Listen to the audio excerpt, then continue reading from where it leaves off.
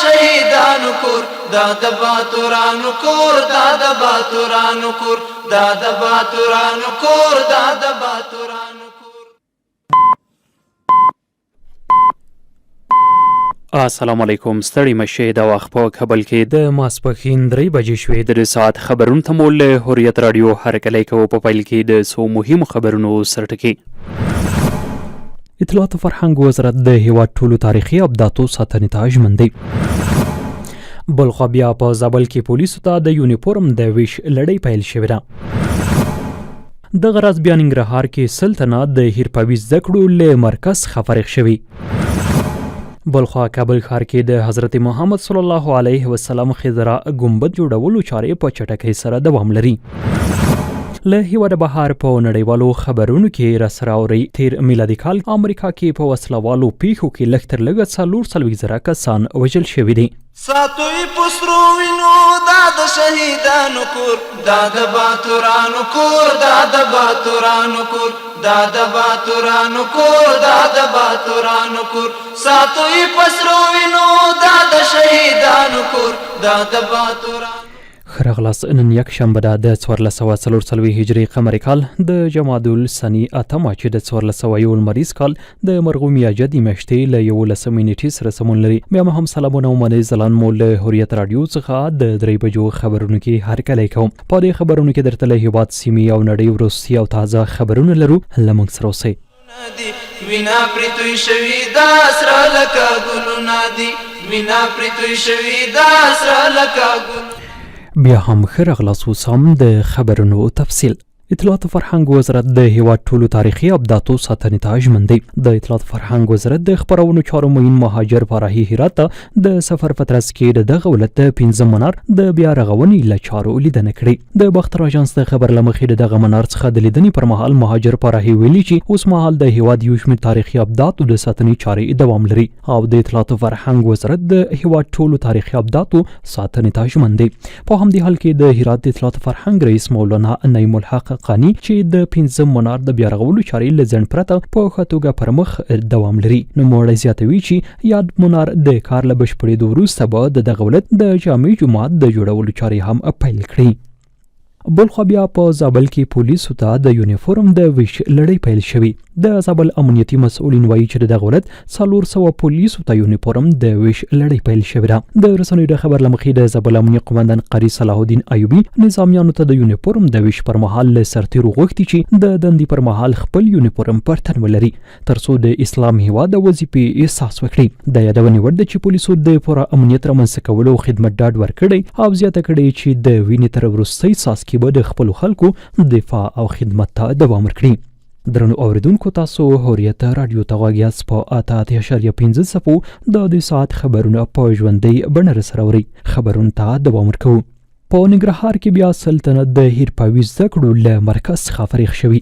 د ننګرهار د کار او ټولنیزو چارو ریاست مسؤلینو ویلي چې په دغه ولایت کې د اشیا موسسې په همکارۍ سلطنو ته هیرپاوي زده کړې ورکړل شوي. د ننګرهار د کار او ټولنیزو چارو رئیس مولوي فرید الله له رسنیو سره خبرو کې ویلي چې د بهسود ولسوالۍ په 3 کلیو کې 100 تنو ته په خیاطۍ، نجارۍ او خامک برخو کې هیرپاوي زده کړې ورکړل شوي ترڅو له همدې لارې خپلو کورنیو ته حلاله نفقه پیدا کړي. د یادونې وړ ده چې دغو کسانو ته د اشیا موسسې له لوري د خپلې برخې اړوند وسایل هم ورکړل شوي دي. بلخوا بیا پلازمینه کابل ښار کې د حضرت محمد صلی الله علیه وسلم خضرا ګمبد د جوړولو چارې په چټکۍ سره دوام لري. د کابل ښاروالۍ پر خپله ټویټر پاڼه خبر ورکړی چې د هیواد پلازمینې کابل ښار د 18 ناحیې اړوند د خیرخانې کوتل سړک په اوږدو کې د حضرت محمد صلی الله علیه وسلم خضرا تاریخي او فرهنګي ګمبد د جوړولو چارې چې څه موده وړاندې پیل شوي وي لا هم په چټکۍ سره روانې دي. دغه ګمبد چې دایروي بڼه د 10 متره په اوږدوالي او پراخوالي او د 11 متره په والي سره د پلو لارو د جدولونو د نصب شنې سیمې جوړولو او نورو برخو په ګډون ډیزاین شوی دی. د کابل ښاروالۍ له لوري او د یو سوداګر هیوادوال حاجي بابا زنداني په مالي ملاتړ جوړیږي چې تر راتلونکې یوې میاشتې په ورې چړې بشپړې شي. د ښاري ښکلا پروګرام د ښار په بېلابېلو برخو کې د تاریخي او اسلامي ارزښتونو د ساتلې په موخه پلي کېږي او دا لړۍ هم روانه ده. له لنډې دمې وروسته له هیواده بهر له سیمې او نړۍ هم خبرونه لرو.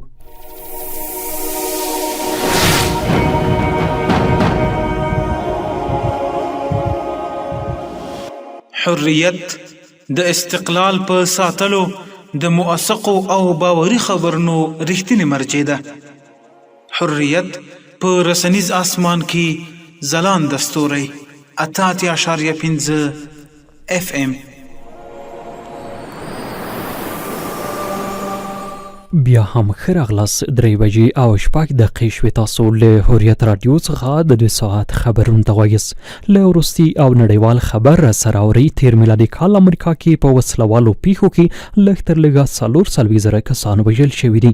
یو شمېر امریکایي سرچینو رسنیو ته تایید کړي چې په تیر 2022 زېږدیز کال په امریکا کې د وسلوالو حملو پر مهال په دغه هیواد کې شاوخوا 440,000 کسان وژل شوي دي. د شنونکو پر باور دا په تیرو 3 لسیزو کې تر ټولو لوړه شمېره ښودل شوې. په امریکا کې د وسلوالو تاوتریخوالو د آرشیف پاڼې له مخې د 2022 کال د جنورۍ له لومړۍ نېټې څخه بیا د دسمبر ته 31 په ټوله امریکا کې 440,150 کسان په وسلوالو تاوتریخوالو کې وژل شوي دي. سرچینې زیاته کړي چې په دې منځ کې 40,440 کسان د بېلابېلو تاوتریخوالو په خاص ډول د یو کس لخوا پر ډېرو کسانو د برید په پایله کې وژل شوي دي. 40,490 تنه نور بیا په وسلو ځان وژنو کې وژل شوي دي. ساتوی پسلو وینو دا د شهیدانو کور، دا د باتورانو کور، دا د باتورانو کور، دا د باتورانو کور، دا د باتورانو. درنو او قدرمنو اوریدونکو، له حریت راډیو څخه تر دې مهاله مهم او وروستي خبرونه همدلته پای ته ورسېدل. ځلان مو په لوی او بښونکي مننه راسپارم. له ملتیا مو مننه. ستا تاریخ بیات ساتو څو چې وي ژوندون زمونږ، ستا تاریخ بیات ساتو څو چې وي ژوندون زمونږ، ستا تاریخ بیات ساتو څو چې وي ژوندون زمونږ.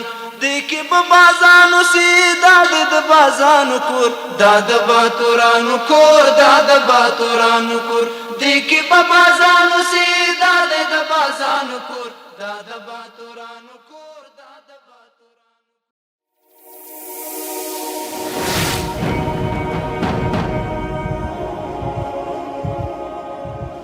حریت راډیو د هر ډول تازه، دقیق، ماسق او پر وخت خبرونو باوري سرچینه. که غواړئ د هیواد سیمې او نړۍ له وروستیو حالاتو معلومات خبر شئ، نو له 88.5 حریت FM سره پاتې شئ.